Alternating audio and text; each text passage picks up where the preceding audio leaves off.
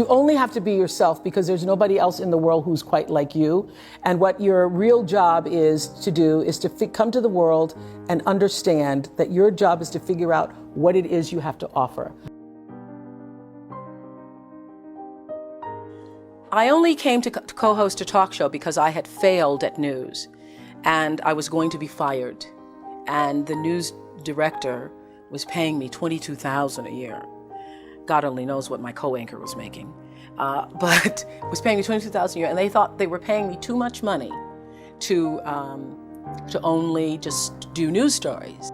My openness is the reason why I did not do so well as a news reporter, because I used to go on assignments and be so open that I would say to people at fires and they'd lost their children, that's okay, you don't have to talk to me. Well, then you go back to the newsroom and the news director, what do you mean they didn't have to talk to you? I say, but she just lost her child and, you know, I just felt so bad. So I didn't do very well. I was absolutely too involved.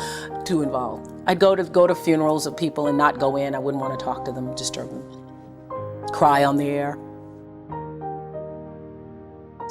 And so I'd been taken off the 6 o'clock news and was put on the early morning, like 5:30 cut-ins, and they tried to convince me at the time. They said, you know, you're so good that you need your own time period.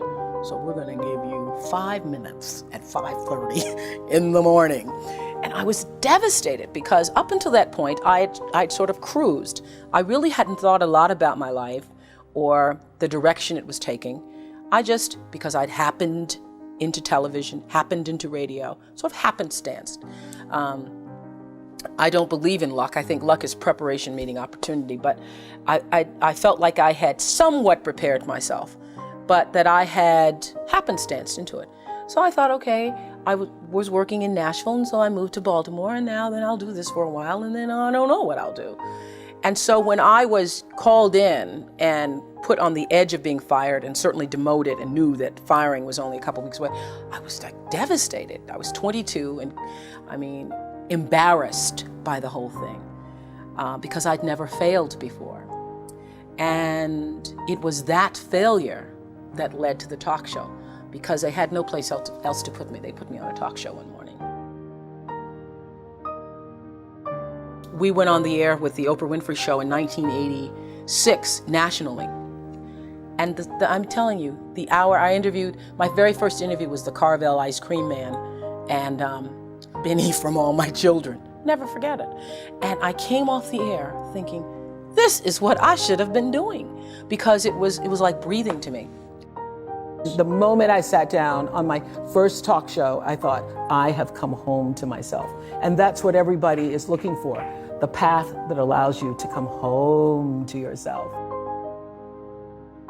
People get to where they want to go because they know where they want to go. Oh, wow. And most people don't know where they want to go. Most people, a lot of people, are going and being driven by what they think they should do, right, what other people say they should do, what they have carried in their mind for a long time they should do. But the most important question you can ever ask yourself is, what do I really want? Wow. And the answer to that, once you can establish for yourself what the answer to that is, and have everything you do, every choice you make, move you in the direction of what you say your vision is. Right. Yeah.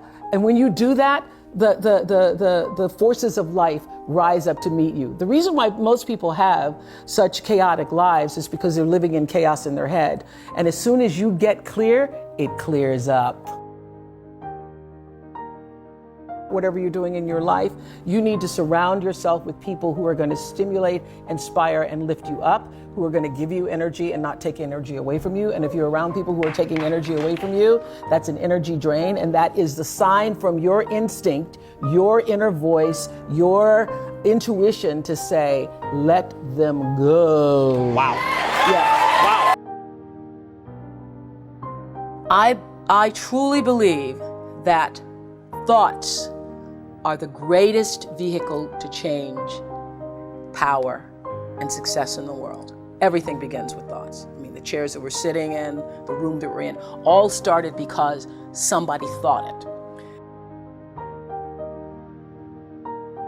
So, being grounded in something that I knew was bigger than myself, yes, is set the course for me to understand that there's always something greater than you, and that no matter what, you are going to be all right. So that should be your mantra. Look at wherever you come from.